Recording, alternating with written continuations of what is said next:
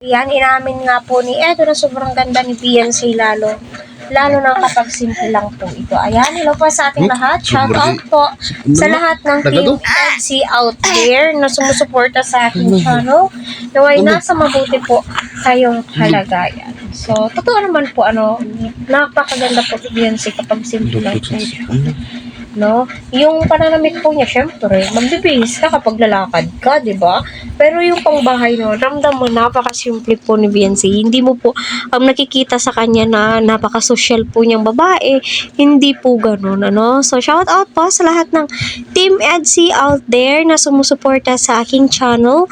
Naway nasa mabuti po kayong kalagayan. Ano? So, ano yan, ads? Gulat na gulat sa nakita nga po niya.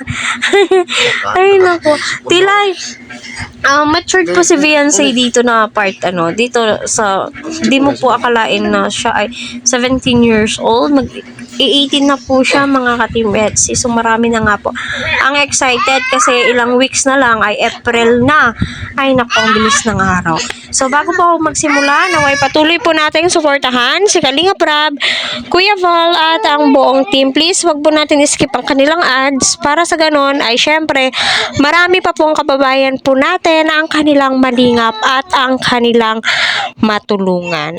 So yes, noon pa naman po ay sinabi ni Eds na maganda po si Beyonce. Kahit si Kalinga Prab ay pansin nga po ang beauty ni Beyonce.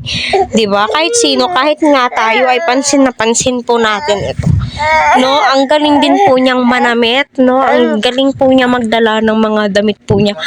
Halos lahat ay nababagay po sa kanya, yung mga kasuotang pinipili po niya, no? So, syempre, maganda po si Beyonce noon pa naman kasi napaka-natural po yung beauty niya. Aside po doon is maganda po yung kanyang kalooban.